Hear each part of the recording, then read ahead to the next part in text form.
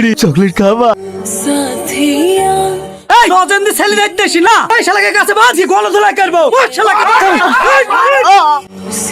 ইনাকে এইভাবে কে মেরেছে? আমাকে সবাই মেরেছে। ওই একজন ছেলে ধরা ওই বাচ্চাটাকে ভুলি ভালি পালিয়ে নিয়ে যাওয়ার চেষ্টা করছিল। You shut up!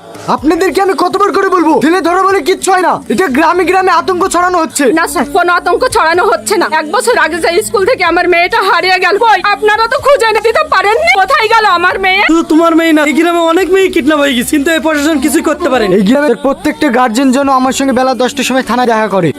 কি ব্যাপার পুলিশ আঙ্কেল আপনারা? তোমার মা বাড়িতে আছে? মা আজ 1 সপ্তাহ হলো বাড়িতে নেই, দিদি আছে। কি ব্যাপার আপনারা? এই বাচ্চা মেয়েটা তোমার কি হয়? আমার ছোট বোন। নিজের বোন তো? হ্যাঁ। অর্চিকা, ওটা কি তোমার নিজের দিদি? এই বলতে পারছি না, আমি তো দিদি হয়। তুমি ওকে জোর করবে না, বলো তুমি ওকে কোথায় থেকে নিয়ে এসেছো? আমি কি করে বলবো? আমার মা জানে। এদেরকে থানায় নিয়ে চলো।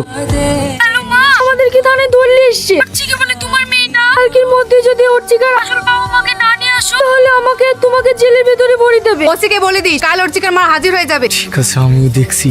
কিছু বলবেন? আমি অর্চিকার মা, আপনারা নাকি আমাকে ডেকেছে। আপনার মেয়ে ওই বাড়িতে কেন ছিল? আমরা গরিব মানুষ, মেয়েটাকে ঠিক মতো খেতে বইতে দিতেও পারিনি। ওদের বাড়ি গিয়ে যদি একটু খেয়ে পড়ে ভালো থাকে। ওই দেখেন আপনার মেয়ে চলে এসেছে। ওরে আমার সোনা, ওরে আমার মধু। চিকা, এটা কি তোমার মা? না, এ আমার মা না।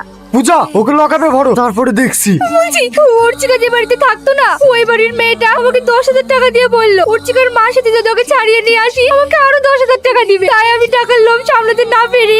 এই বাড়ির লোকজন কোথায় গিয়েছে? কোথায় গেছে আমি কি করে বলবো? ওরা কি লোক ভালো নাকি? কোথায় কোথায় থেকে সব বাচ্চা মেয়ে নিয়ে আসে, একটু বড় হলে আবার কোথায় দিয়ে আসে। I C.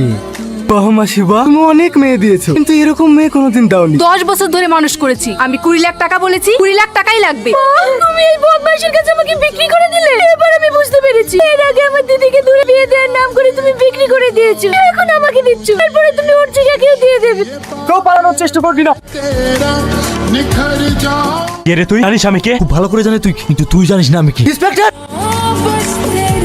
অফিসার, একে এমন শাস্তি দেবে যেন এরকম ভুল কাজ করতে গিয়ে সবাই 7 বার ভাবে। ঠিক আছে স্যার। আপনি একজন পুলিশ অফিসার হয়ে এই পাগলের কথা শুনছেন? ও পাগল না, ও আমাদের সবচাইতে বড় সিআইডি অফিসার। অফিসার তো তাহলে আমাদের গ্রামের ছেলে মেয়েগুলোকে চুরি করছিল কেন? কেন যে চুরি করছিলাম তাহলে শোনো। আচ্ছা বুড়ি, তোমার সঙ্গে উঠছে বেড়াতো, ওকে কে নিয়ে গেছে গো? আমি বলবো না, বললে ওই লোকটা আমার আব্বা মাকে আমাকে মেরে ফেলবে। তোমাকে কেউ মারবে না। এই নাও আরেকটা চকলেট নাও। কাউকে বলবে না তো? আমাদের পাড়ার ওই শাকিল না?